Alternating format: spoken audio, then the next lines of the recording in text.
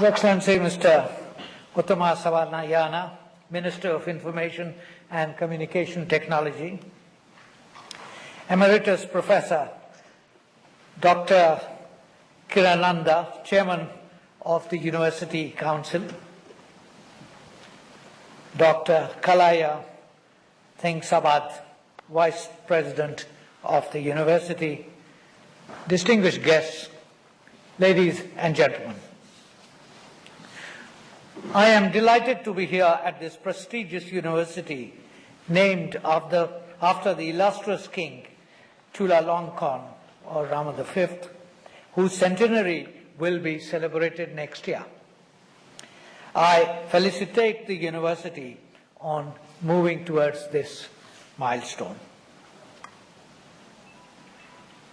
Our relationship, ladies and gentlemen, is not of recent origin. Some in this audience may know that King Chulalongkorn, after whom this university is named, paid a royal visit to India in the year 1872. In 1915, we were honored to receive another royal visitor from Thailand by King Rama VI, the founder of this university. We celebrated the centenary of that visit last year, and in particular the enduring links then fostered between the Indian port city of Surat and Surat Thani in southern Thailand. The establishment of the ASEAN Economic Community this year has been a historic event. This journey began in Bangkok in 1967. I am told that the Thai name for Bangkok, Krung Thep, is an abbreviation for, and I quote, the city of angels, the great city, the eternal jewel city, the impregnable city of God Indra, the grand capital of the world endowed with precious gems, the happy city, abounding in an enormous royal palace that resembles the heavenly abode where reigns the incarnated God, a city given by Indra and built by Venukan. End of quote.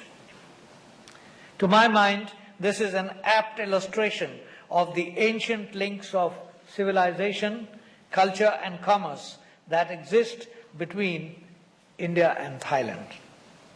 These links give us shared perceptions of the evolving commercial and political environment in the region and the world at large. My visit underscores the importance India attaches to Thailand as part of our increasing engagement with the region.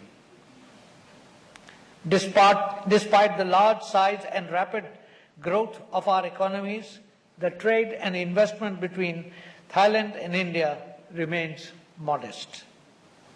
There is a need to synergize our efforts in the areas of economy and business to enhance and diversify our trade. We need to encourage our private sectors to make investments in infrastructure and manufacturing sectors in each other's countries. And for this, the two governments are willing to provide a predictable and comprehensive legal and taxation framework.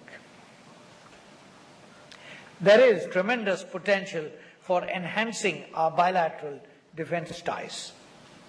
Thailand has played host to ships of the Indian Navy and the Indian Coast Guard on several occasions in recent years. We hope to continue this cooperation through technical, human resource development, capacity building, and contributing to the development of Thai capacities, both physical and human. Since 1991, ladies and gentlemen, India has pursued a look east policy.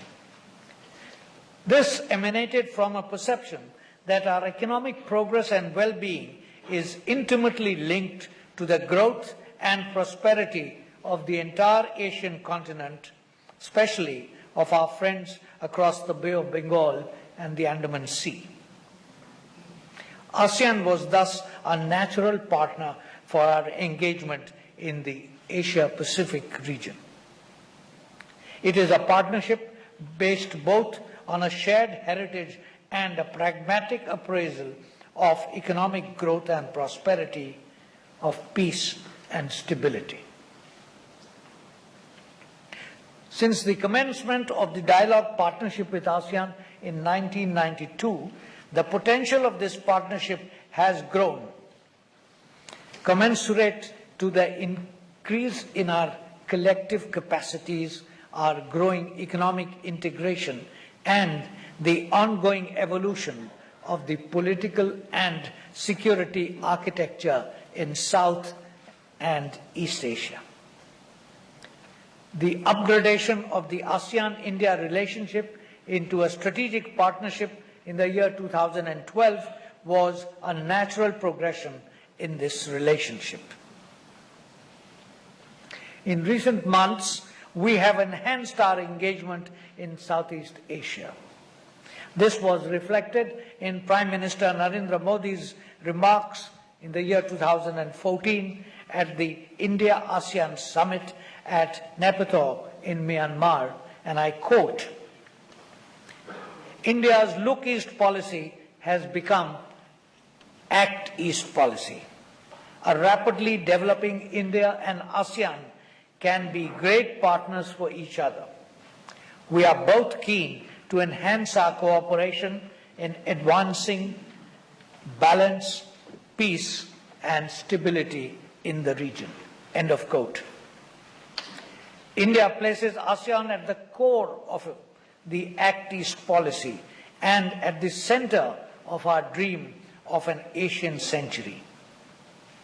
There is a special emphasis on India-ASEAN cooperation in our domestic agenda on infrastructure, manufacturing, trade, skills, urban renewal, smart cities, and Make in India programs.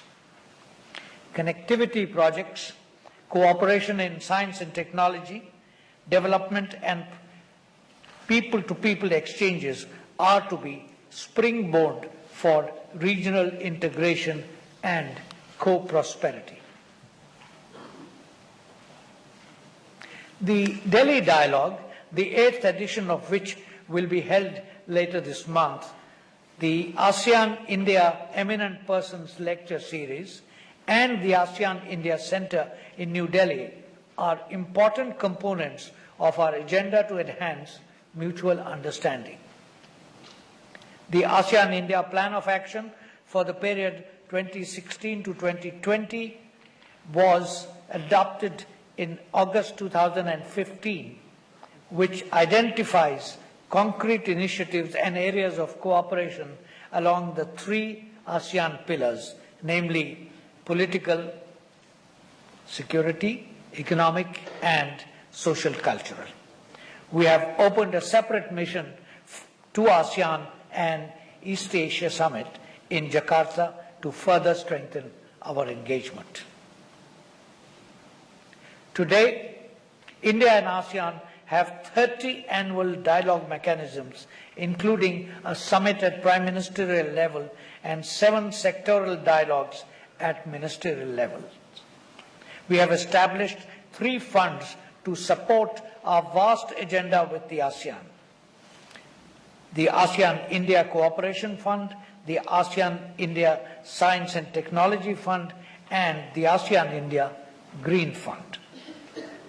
Numerous projects are being implemented under these funds, ranging from establishing of a space station to fighting malaria and to promoting agricultural research.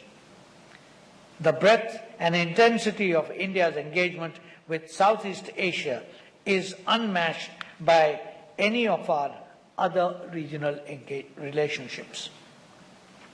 We have an intensive engagement across governments as well as between experts, think tanks, private sectors, academia, diplomats, farmers, students, and media. This trident of commerce, culture, and connectivity defines the future focus area of cooperation between ASEAN member states and India. Allow me, friends, to dwell on some aspects of it. I begin with culture. From Borobudur in Indonesia to Angkor Wat in Cambodia, our shared heritage finds an exuberant manifestation. The spread of Buddhism from India is attributed to Emperor Ashoka, who sent Buddhist emissaries to Sri Lanka, Myanmar, Thailand, Cambodia, and Vietnam.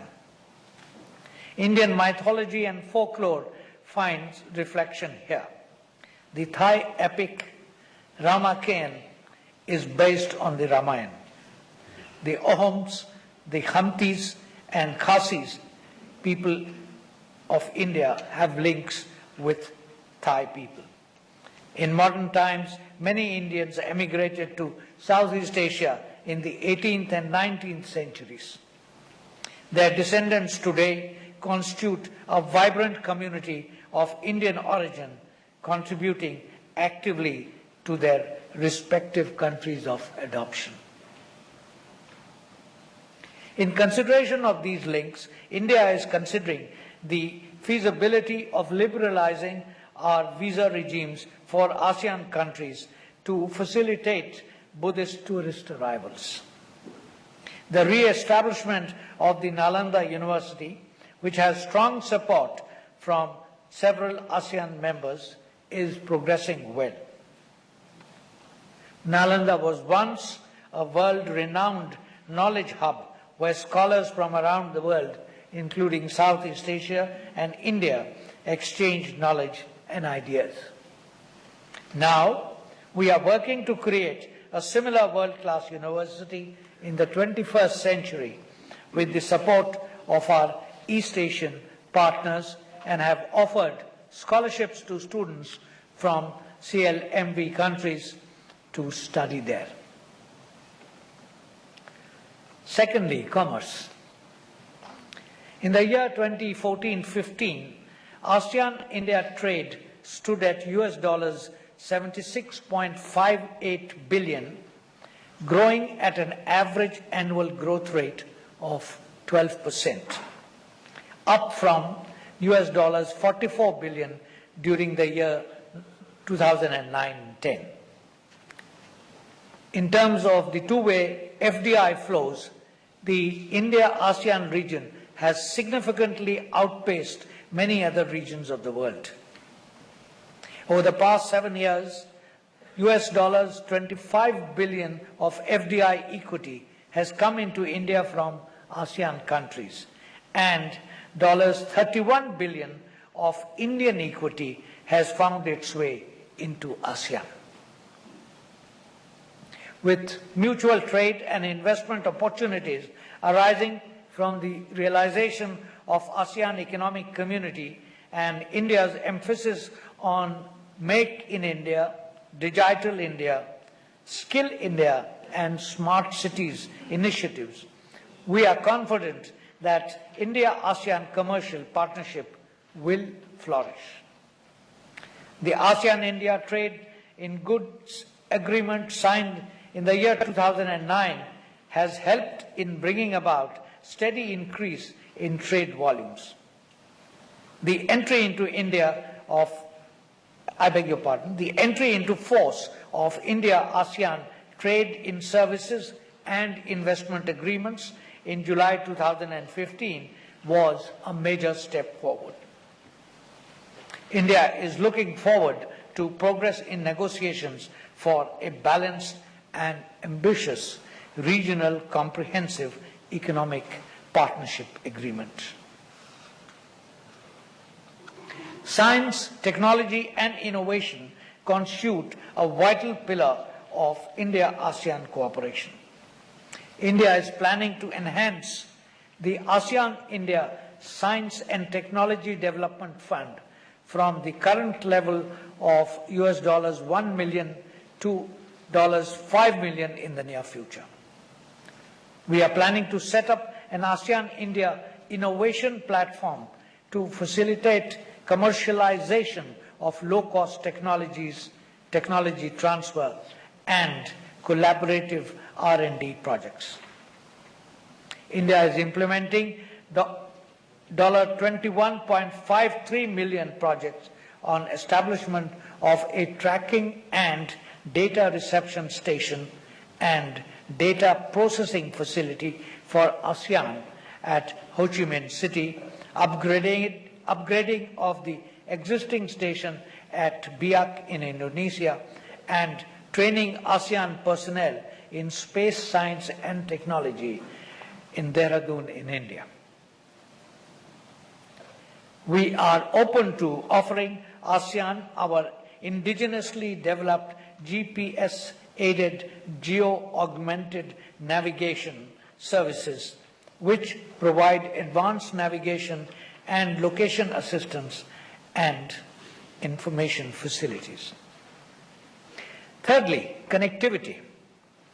Connectivity with ASEAN in all its dimensions, physical, institutional, people to people, continues to be a strategic priority for us. Special efforts are being made to develop a coherent strategy, particularly for linking ASEAN with Northeast India. This is reflected in the finalization of negotiations on the India-Myanmar-Thailand Motor Vehicles Agreement and the ASEAN-India Maritime Transport Cooperation Agreement.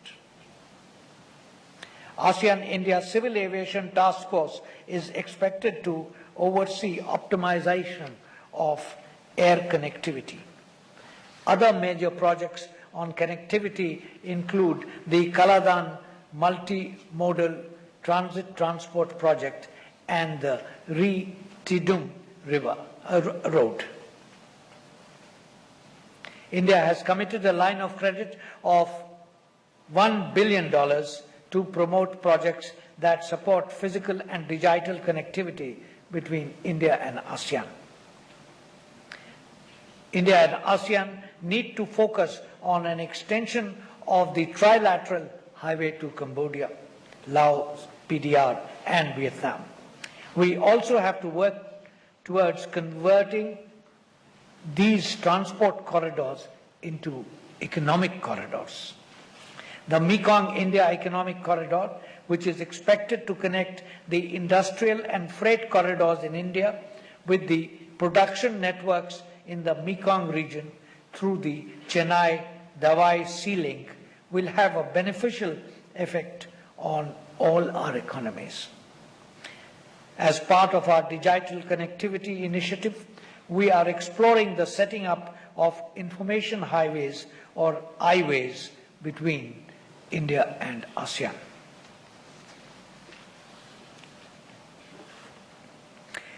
It is evident, friends, that a stronger ASEAN-India partnership would give us a stronger voice on global governance issues. The time is ripe for a common engagement for bringing greater equity into the international order. ASEAN members in India have similar aspirations to have an open trading system through global organizations like the WTO. We have also shown a strong commitment based on the principle of common but differentiated responsibility as we take up our own role to address issues related to climate change. We are also together in the effort for reforming the United Nations, particularly its Security Council. The role and composition of the United Nations Security Council needs to reflect the requirement of developing countries to have a greater say in decision making. India has a shared vision for a peaceful region and the seas around us. We believe that all trade routes and sea lanes must be protected from traditional and non-traditional threats, and all countries using these international waters must act with responsibility and restraint. As the countries in the ASEAN region strive for greater economic integration, the safety of sea lanes, critical for maritime trade and commerce, maritime security, and access to marine resources in accordance with accepted international norms, continues to assume greater significance. The evolving situation in the South China Sea demands restraint from all parties. We support collective efforts by ASEAN member states and China to conclude the code of conduct to keep peace and stability in the region. Non-traditional threats such as piracy, smuggling, transnational crimes, and drug trafficking are on the rise and pose a challenge for our countries and require strong and determined, coordinated action to control. The spreading tide of extremism and terrorism is a threat we both face. Successfully dealing with such threats requires strong cooperation among like-minded partners. Thailand and India already have a robust cooperation in this area, and I am glad that we have also taken steps to institutionalize such cooperation at the regional level.